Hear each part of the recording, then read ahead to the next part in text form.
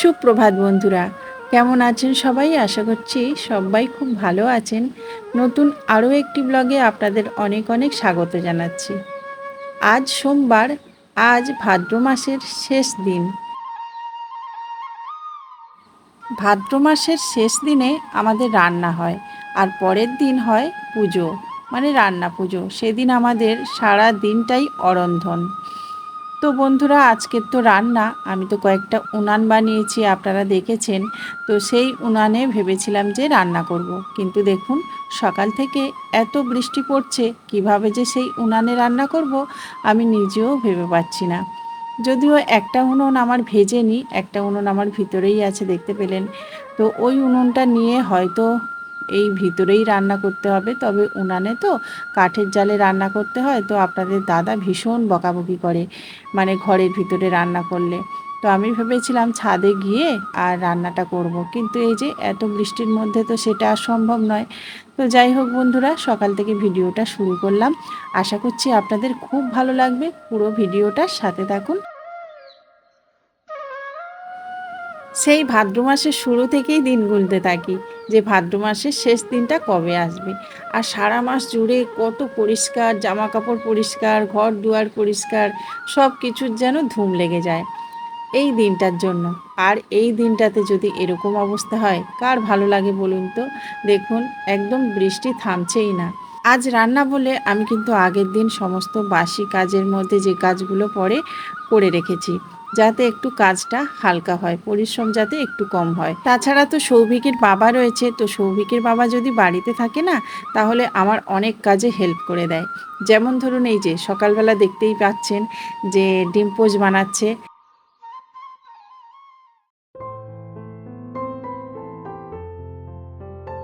সৌভিকের বাবা না ডিম পোস্টটা ভালোই বানাতে পারে, আর বাড়িতে থাকলে ও কিন্তু এমনি থেকে বসে থাকে না।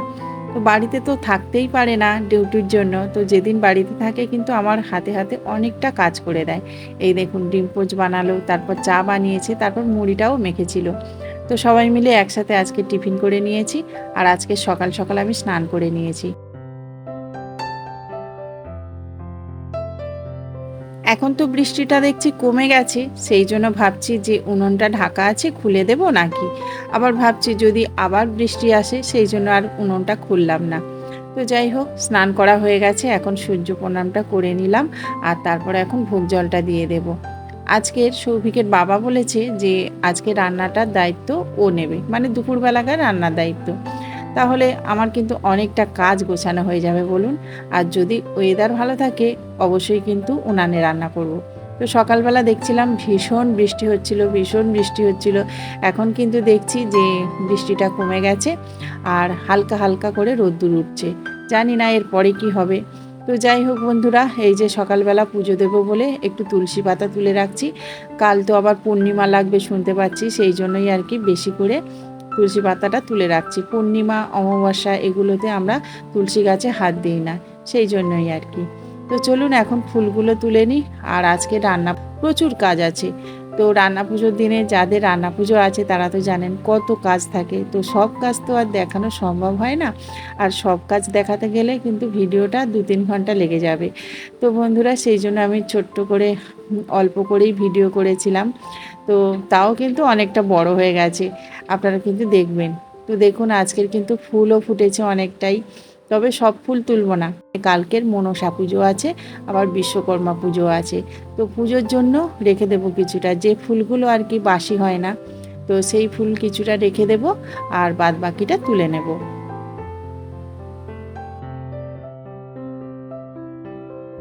এই ঘাসের ঝুড়িটা ভর্তি হয়ে যায় ফুলে। তো আজকেরও তাই, বেশ অনেকটা ফুল হয়েছে।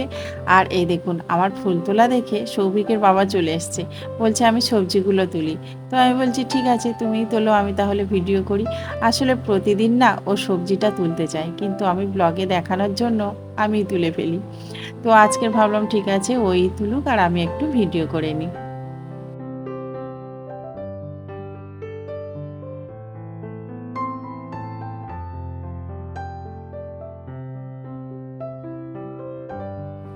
নিজের ছাদ বাগান থেকে এরকমভাবে সবজি তোলার মজাটাই কিন্তু আলাদা। তো ভীষণ ভালো লাগে জানেন তো, যখন এরকমভাবে নিজে গাছ চাষ করে আর নিজের গাছ থেকে যখন এরকমভাবে ফল ফুল পাই। তো যাই হোক, এই যে আপনাদের দাদা আজকের ভেন্ডিগুলো তুললো, আর অনেকটাই কিন্তু ভেন্ডি হয়েছে আজকের। এই ভেন্ডিগুলোতেই যদিও আমার রান্না পুজো হয়েছিল, আর বাড়তি করে ভেন্ডি কিনতেই হয়নি। আর জানেন তো, ছাদ বাগানে কিছু পুঁই শাক আছে, সেগুলোই নিয়ে নেবো ভাবছি, আর তাহলে পুঁই শাকটা কিনতে হবে না। তো চলুন, অনেকটা কিন্তু ফুল হয়েছে আর তার সাথে সাথে ভেন্ডি।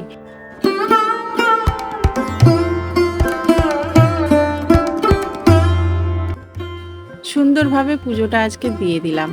আর আজকের কিন্তু ধুনো দিইনি, আজকের দিয়েছি কর্পূর। কর্পূর আর সাথে ওই যে নারকেল ছোবড়া দিয়ে জ্বালিয়ে দিয়েছি। তো কর্পূরের একটা সুন্দর সেন্ট হয় জানেন তো, যেটা আমার ভীষণ ভালো লাগে। আর এই দেখুন, আজকের সিংহাসনটা বেশ ভালো লাগছে বলুন। বেশ অনেকটা টাইম লেগে গেছে আজকের পুজো করতে। তো এসেই দেখছি আপনাদের দাদা এই যে সবজি কেটে নিয়েছে।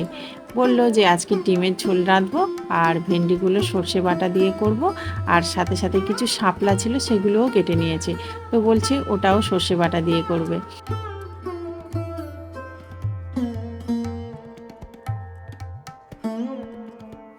আজকের একটুও বসে থাকলে চলবে না।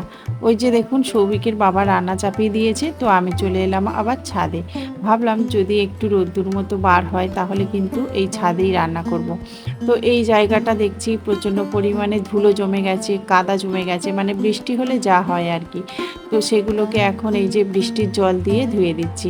আর জানেন তো, এই বড় বড় টবগুলোতে আমি বৃষ্টির জলগুলো ধরে রাখছি, বেশ কাজে লাগছে। কখনো এরকমভাবে ছাদটাকে ধুয়ে দিচ্ছি, আবার কখনো কখনো ওই জল দিয়ে গাছে দিচ্ছি, তো বেশ ভালো হচ্ছে জানেন তো। আর আজকের বৃষ্টি থেমে গেছে ঠিক কথা, কিন্তু প্রচণ্ড পরিমাণে হাওয়া বইছে, আর এত হাওয়ার মধ্যে রান্না করতে পারবো কি না সেটাও জানি না।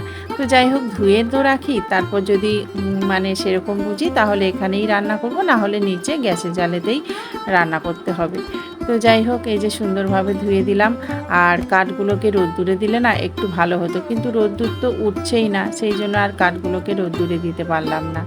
আর এই দেখুন, কতগুলো আমি উনুন বানিয়েছি। তো ওই যে একটা হচ্ছে জোড়া উনুন, আর এই তিনটে হচ্ছে ছাড়া উনুন। আসলে কি বলুন তো, ভালো লাগে উনুন করতে এত, তো বসে বসে করতে করতে এতগুলো উনুন হয়ে গেছে। মাটি দিয়ে তৈরি জিনিসগুলো না যত এরকমভাবে লেপা মোছা করবেন ততটাই সুন্দর দেখতে লাগে। সেটা মাটির ঘর হোক আর মাটির উনুন বলুন আর যাই কিছু বলুন। তো শেষ মুহূর্তে দেখুন একটু আমি লেপা মোছা করে নিলাম উনুনটা, আর তারপর চলে এলাম পুঁই শাক তুলতে। এই যে দেখুন, কয়েকটা ঝুড়ি আছে, সেই ঝুড়িতে হয়েছিল পুঁই শাকগুলো। আর আমি এই পুঁই শাকগুলোকে ওই সাইডে ঝুলিয়ে রেখেছিলাম, যাতে একটু ফাঁকা ফাঁকা লাগে।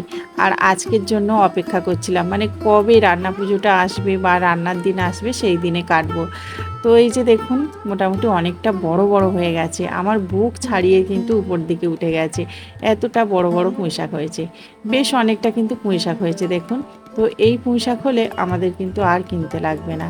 তো যাই হোক, ছাদ বাগান থেকে এতটা পুঁইশাক পেলাম, বেশ ভালো লাগছিল। বোধহয় আকাশটা কেটে গেছে, বেশ ভালো লাগছে জানেন তো। অল্প হলেও দেখছি রোদ্দুর উঠেছে। তো ওই জন্য উনানগুলোকে আর ঢাকনা দিলাম না, উনানগুলোকে একটু রোদ্দুরে দিয়ে চলে এলাম নিচে। আর ততক্ষণে দেখুন আপনাদের দাদার রান্না বান্না কমপ্লিট, এখন শুধু খাওয়ার পালা। তো চলুন, সবাই মিলে একসাথে খাওয়ার তো মজাই আলাদা। আর আজকে যেহেতু সবাই বাড়িতে আছে, তো সবাই মিলে একসাথেই খাওয়া দাওয়াটা করলাম। খাওয়া দাওয়ার পর চলে এলাম আবার ছাদে। ওই যে কাঠগুলোকে এক জায়গায় করে রাখছি, তো সন্ধ্যের আগে এই কাঠ কুটো যাবতীয় জিনিসপত্রগুলোকে সমস্ত কিছু আর কি ছাদে তুলে নেব। আর এই দেখুন, আপনাদের দাদাও কিন্তু বসে নেই, আমার সবজিগুলো কেটে দিচ্ছে। আর সবজিগুলো ওদিকে আপনাদের দাদা কাটছে বলে আমি চলে এসেছি বাজারে। তো আপনাদের দাদাকে বললাম যে দুজনে চলো বাজারে যাই, ইলিশ মাছ কিনি। তো বললো না, আমি এখানে বসে বসে সবজিগুলো কাটি, আর তুমিই যাও। কারণ ও না খুব একটা মাছ ভালো কিনতে পারে না, মানে মাছ কেমন করে কিনতে হয়, ভালো কোনটা, এগুলো কোনো আইডিয়াই নেই। সেই জন্য এই বাজারের কাজটা আমার উপরেই ছেড়ে দিয়েছে, আমি নাকি খুব ভালোভাবে এগুলো সামলাতে পারি। তো যাই হোক বন্ধুরা, এই যে চলে এলাম এখন চাম্পাহাটিতে। আর বাজারে এসে একদম ভিড়ে মানে যেতেই ইচ্ছা হচ্ছে না, এতই ভিড়। তো এখানে আবার মাছ না কেটে দেওয়ারও ব্যবস্থা আছে, যে অনেক মাছ কিনছে সে কেটে নিয়েই বাড়িতে যাচ্ছে। 1 কেজি মাছ কাটলে কখনো কখনো 5 টাকা, কখনো 10 টাকা এরকম দিতে হচ্ছে। বড় মাছ হলে 10 টাকা দিতে হচ্ছে, এরকম আর কি। আজকের দিনে গৃহিণীদের অনেক কাজ, তো খুব ভালো হয় যদি মাছটা এখান থেকে কিনে নিয়ে যায়, তাই না বলুন? আর অনেকের বাড়িতে কিন্তু প্রচুর পরিমাণে মাছ যায়, তো সেক্ষেত্রে তাদেরকে কাটতে হলে আজকের দিনে কিন্তু ভীষণ সমস্যার সম্মুখীন হতে হয়। তো বেশ ভালো, জানেন তো, এখান থেকে কেটে নিয়ে একদম চলে যাবে বাড়িতে, তারপর শুধু ধুয়ে নিলেই হয়ে যাবে। তো চলুন, এখন ইলিশ মাছ কিনবো কিছুটা, আর চিংড়ি মাছ কিনবো, এই দুটো মাছ কিনে তারপর চলে যেতে হবে ফোনের দোকানে। কালকে তো বিশ্বকর্মা পুজো, সেই জন্য ফোনের দোকানগুলো বা যন্ত্রপাতির যে দোকানগুলো হয় সেগুলো তো বন্ধ থাকবে। আর ফোনের যে দোকানদার দাদাটা আমাকে ফোন করেছিল, বলল যে তোমার ওই যে কাঁচটা ভেঙে গেছে সেটা চলে এসছে, আজকে যদি না করো তাহলে কিন্তু অনেকটাই দেরি হয়ে যাবে, আর পরে বিক্রিও হয়ে যেতে পারে। তো সেই জন্য আজকের আমাকেই যেতে হবে। তো চলুন, এই দেখুন কতটা পরিমাণে ভিড়, আর এই ভিড় ঠেলে আমি গিয়ে মাছটা কিনেছি, জানেন তো। ভেবেছিলাম আজকের বাড়িতে মাছটা নিয়ে যাব না, মানে কেটে তারপর নিয়ে যাব, গোটা নিয়ে যাব না, কিন্তু এখান থেকে আর কাটা হয়ে ওঠেনি, কারণ মাছ কাটার দোকানে এত ভিড় যে সেখানেও লাইন।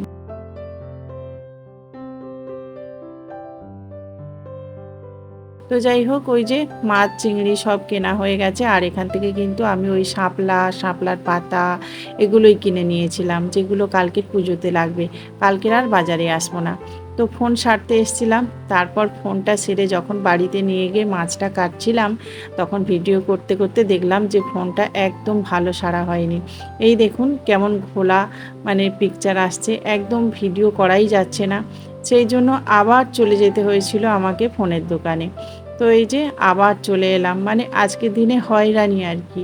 যখন সারিয়ে দিয়েছিল তখন কিন্তু আমি একবার ভিডিও করেছিলাম, খুব সুন্দর ভিডিও হয়েছিল, কিন্তু তারপরে বোধহয় আটাটা ছড়িয়ে গিয়েছিল, সেই জন্যই এতটা হয়রানি হতে হলো। তো যাই হোক, আজকে দুবার করে আমাকে কিন্তু যেতে হয়েছিল বাজারে।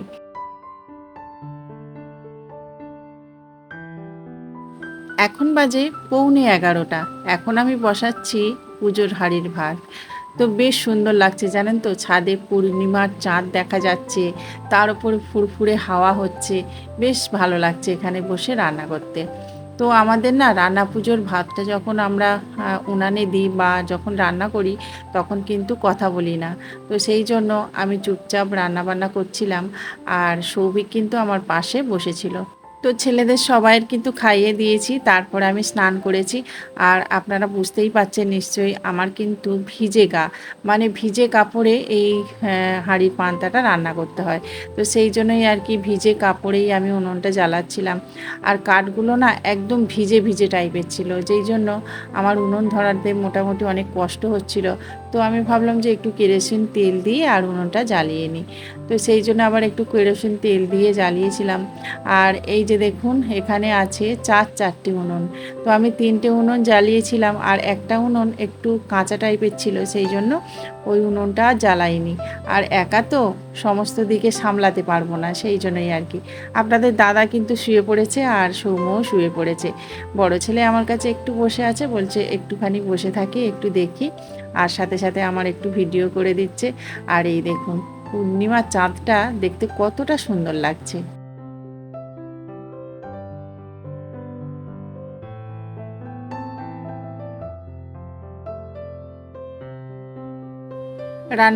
রান্নাটা যখন শুরু করি, তখন কিন্তু এরকমভাবে শাঁখ বাজাতে হয়, আর যখন শেষ হয়ে যাবে রান্না তখনও আবার এরকমভাবে শাঁখটা বাজাতে হয়। তো এইরকমভাবে আমি কিন্তু দেখে আসছি আমার মায়ের, কাকিমাকে, তারপর আমার শ্বশুর বাড়িতেও মোটামুটি এরকমই নিয়ম ছিল। দিদি শাশুড়ি যখন বেঁচে ছিল তখন কিন্তু আমার কাছে এসে এই রান্না পুজোটা তুলে দিয়েছিল। তো খুব একটা সৌভাগ্য হয়নি দেশের রান্না পুজো কীরকমভাবে হয় সেটা দেখার, কারণ আমি তো দেশ বাড়িতে খুব একটা যাই না, সেই জন্যই আর কি। তো যাই হোক বন্ধুরা, আমি কিন্তু একে একে দেখুন উনুনগুলোকে জ্বালিয়ে নিচ্ছি। তো বড় হাঁড়িতে আমি রান্না করছি ভাত, মানে ওটা পুজোর হাঁড়ির ভাত, আমাদের আতপ চালের ভাত রান্না করতে হয়, সেই জন্য ওই হাঁড়িতে আতপ চাল দিয়ে ভাতটা বসিয়ে দিয়েছি। আর এই দেখুন এই হাঁড়িটা বসিয়েছি পায়েস করার জন্য। তো ছোট্ট হাঁড়িতে পায়েস রাঁধছি, কিন্তু এত মানে জালটা জ্বলে গেছে, সেই জন্য একটু নামিয়ে নিয়েছিলাম। মাটির হাঁড়িতে এত জোরে জাল জ্বললে আবার ফেটে যেতে পারে জানেন তো, সেই জন্যই আর কি।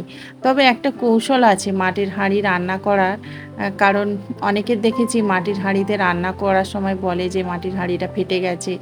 তো মাটির হাঁড়িটা যদি আধ ঘন্টার জন্য জলে ডুবিয়ে রাখা হয় তাহলে কিন্তু, মানে রান্না করার আগে যদি আধ ঘন্টা ডুবিয়ে রাখা হয় জলের মধ্যে, তাহলে কিন্তু ফাটার চান্সটা একদমই কমে যায়। তো সেই রকমভাবে আমি দেখুন মাটির হাঁড়িগুলোকে আধ ঘন্টার জন্য জলে রেখে দিয়েছিলাম, তারপরে এখন বসালাম।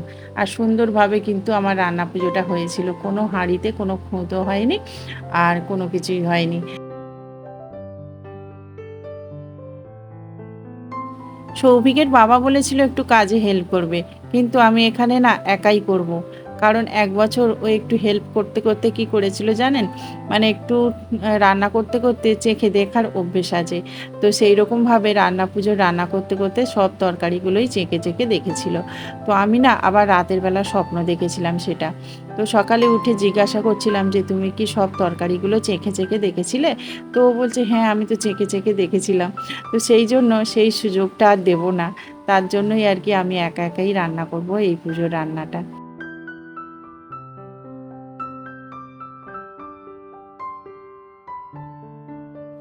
নতুন উনান খুব একটা ভালো জ্বলতে চায় না। কিন্তু আজকের না উনানটা বেশ ভালোই জ্বলছিল। তবে কাঠগুলো না খুব একটা ভালো ছিল না। মানে একটু কেমন যেন স্যাঁতস্যাঁতে হয়ে গেছিল। সেই জন্য মাঝে মধ্যে একটু আধটু কেরোসিন তেল দিয়েছি আর কেরোসিন তেল দিয়েই জ্বালিয়েছিলাম। তো চলুন এই যে ভাতটা দেখুন ফুটে উঠেছে আর সাথে সাথে আমার পায়েসটা মোটামুটি অনেকটাই হয়ে গেছে। কাজু কিশমিশটা দিয়ে দেব আর এই পায়েসের মধ্যে আজকের আখের গুড় দিয়েছিলাম। ভীষণ সুন্দর লেগেছিল জানেন তো। আর বন্ধুরা পুরো রান্নাটা কিন্তু আজকের আর শেয়ার করব না। তো বেগুন ভাজাটা প্রথমেই চাপিয়েছিলাম আর ওই সাইডে দেখুন একটা হাঁড়িতে ওটাও ভাত, মানে ওটাও পান্তার হাঁড়ি হচ্ছে। তো এই ৩টে আমি করেছিলাম, ততক্ষণ কিন্তু সৌভিক বসেছিল পাশে, তারপর ওর ঘুম পেয়ে গেছিলো। তো সেই জন্য আবার চলে গেছিলো। এরপর আর কিন্তু ভিডিওটা আমি করিনি, কারণ রান্না করতে করতে ভিডিও করা সম্ভব ছিল না।